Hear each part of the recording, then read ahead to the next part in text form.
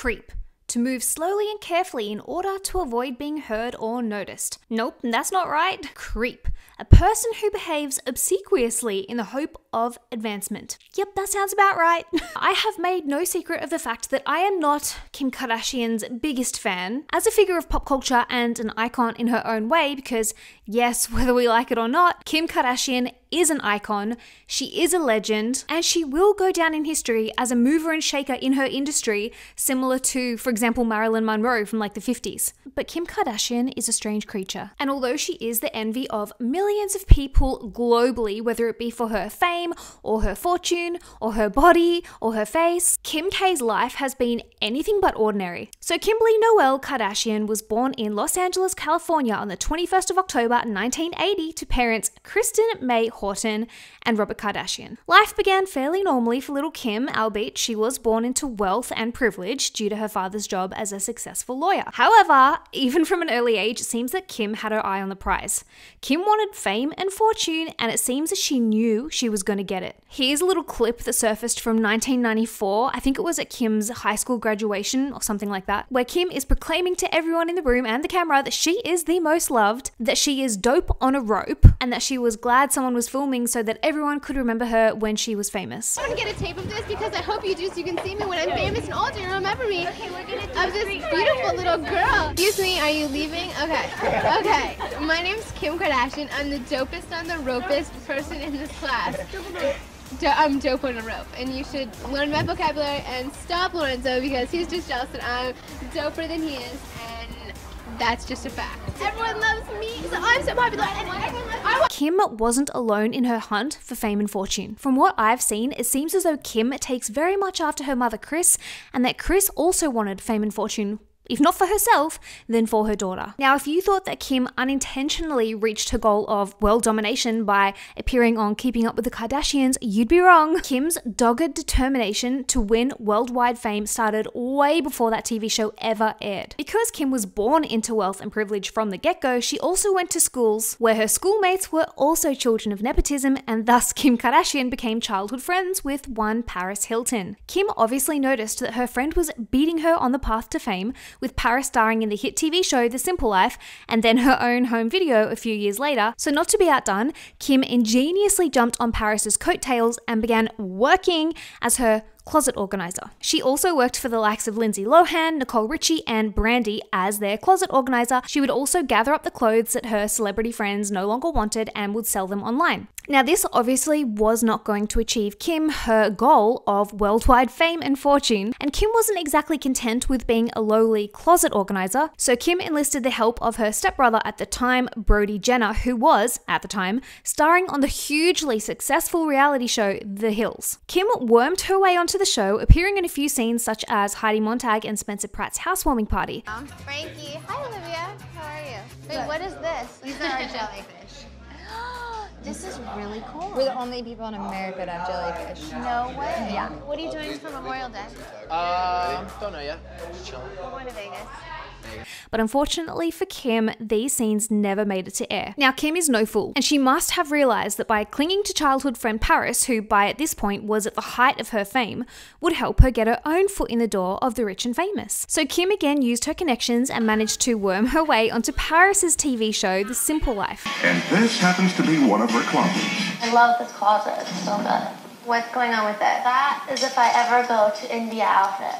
Really? Yes. Are you planning on going? Yes. But don't you have to like... She also made a point of accompanying Paris to high-profile events and parties, making sure that she was rubbing shoulders with people who might be able to help further her own career. Very smart, very intelligent. I don't judge her for that. I wish I had that kind of ruthlessness myself. But unfortunately for poor Kim, the hustle for fame and fortune didn't come easily. And if she didn't possess a somewhat creepy obsession with reaching fame and fortune, she may never have achieved her goal. How different the world would be. So despite the setbacks, Kim kept trying, and she did not let her pride get in the way of her relentless pursuit of fame. Former editor at In Touch Weekly, Kevin Dixon, says, Kim would give me stories about herself, and I would promise her coverage in the magazine, but the editors would back out. We told her that if she wanted to be in the magazine, then she'd need to be on TV. Then she appeared on The Simple Life alongside Paris Hilton, and the magazine began writing about her.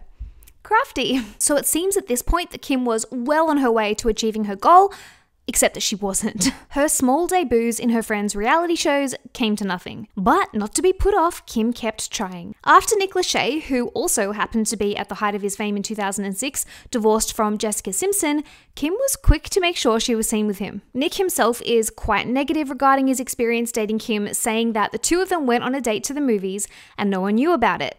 Kim then went to the bathroom, and it seems she may have pulled a few strings because then suddenly there were 25 paparazzi outside the theater when they left. We went and saw Da Vinci Code together.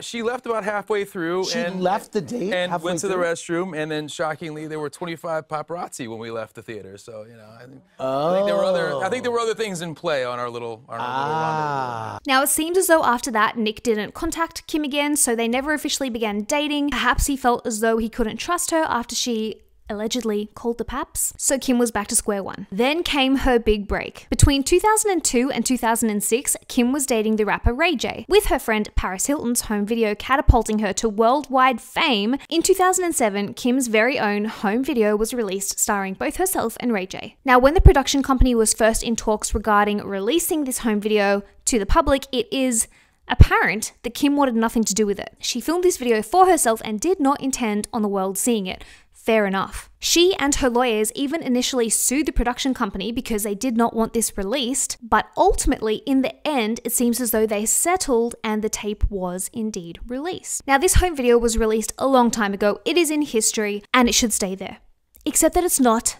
And it hasn't. After the home video became a storyline in the new series of Keeping Up with the Kardashians, Ray J has now come out to vehemently defend himself. Ray J says that Kris was the mastermind behind the release of this home video, and that she watched multiple home videos with both Ray J and Kim, and that she was the one who decided on the final home video that was released because it gave Kim a better look, whatever that means. And he also says that the tape's release was the biggest lie in the industry in the history of entertainment. According to Ray J, the video was a deal and a partnership between him, Kim, and Kris, and claims that he in fact was the one who suggested the idea of it to Kim after they saw how successful Paris Hilton became after her own home video went public. That home videos leaking was pretty commonplace back in the early 2000s. It seems like everyone had their own home video and everybody was becoming successful off the back of it. Now, Kris, for the record, has denied orchestrating the release of the home video, even going so far as to appearing on James Corden's Late Late Show and being hooked up to a lie detector test, which seemed to prove that she is telling the truth and she had no part to play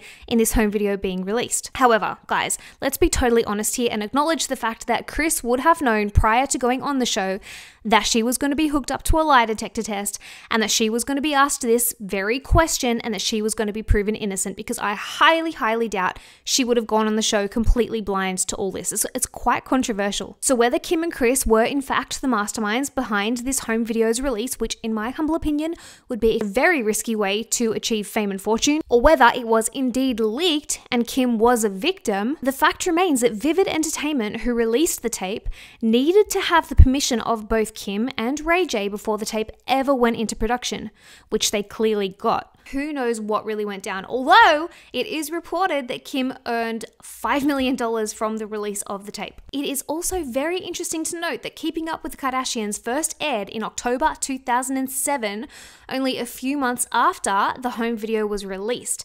It has been speculated online that perhaps the home video was a creative way of generating marketing and interest in her and her family's new reality show, because to be fair, before that, no one really knew who they were. And if that is the case, it worked. So whether it was intentional or not, clearly the video and then the show helped propel Kim and the rest of her family to global fame.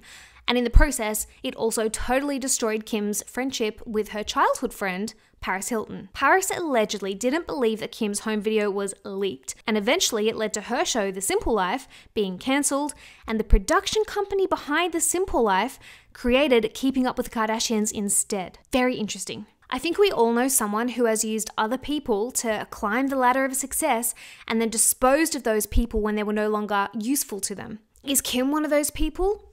Potentially. So after Keeping Up with the Kardashians launched, Kim and her mum worked hard to clean up her image and position Kim as a fashion icon in the industry. And good for her, turning what she claims was a shitty situation into something positive for herself. And I totally support that. If only that's where it ended.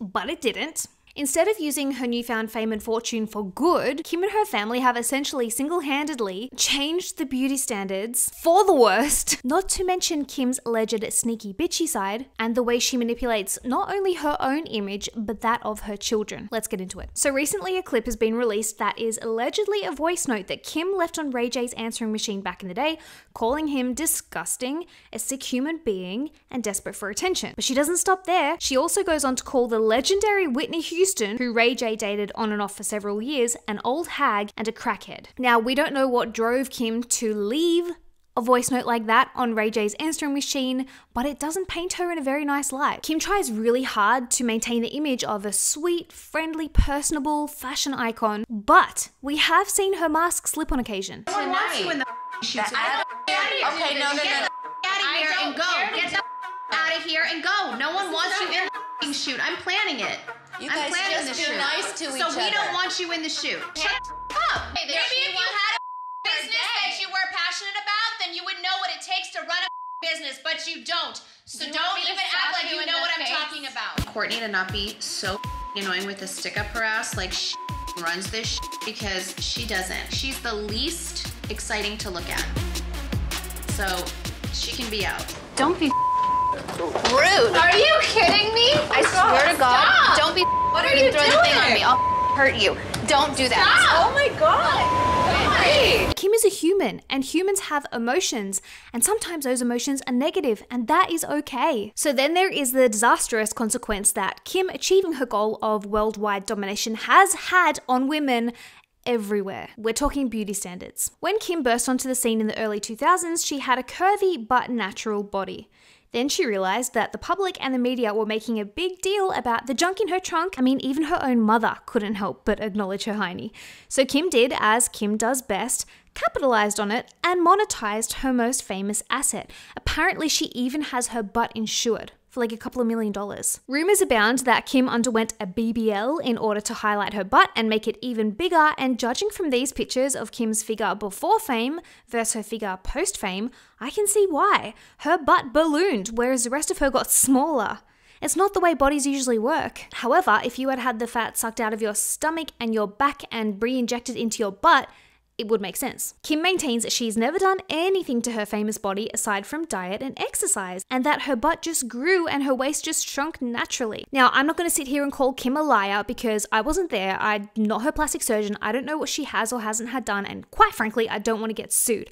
But I do have my doubts. Kim and the rest of her family are accused of contributing negatively to the unrealistic standards that are placed upon women everywhere, and I don't disagree with that. Not to mention Kim's own personal effect on diet culture, which is so damaging and so toxic in itself. Kim is literally a billionaire, and in my humble opinion, billionaires don't really need more money. I mean, they probably have enough. So why is Kim, with her billions of dollars already sitting in the bank, why is she accepting money from companies who heavily push diet culture when so many women world over are struggling with their mental and physical health and body image because of the effect of the Kardashian clan? Accepting money to promote items such as weight suppressant lollipops and waist trainers and weight loss shakes, when she would know full well that the large majority of her audience, of her fans, of her followers are young women. Where is the care and the regard for the health of her followers who are influenced by everything she says and does, who will try to emulate her and follow in her footsteps and in turn undereat and crash diet in an attempt to look like Kim? It's that kind of behavior that makes me look at Kim and think, you are a creep. You don't need the money, that much is clear. So why don't you put the health and well-being of your followers ahead of the almighty dollar and live a more ethical life? Anyway, you guys, that's my 2 cents on this topic. I would love to hear your opinions in the comments below. I love your guts, guys, and I'll see you in my next video.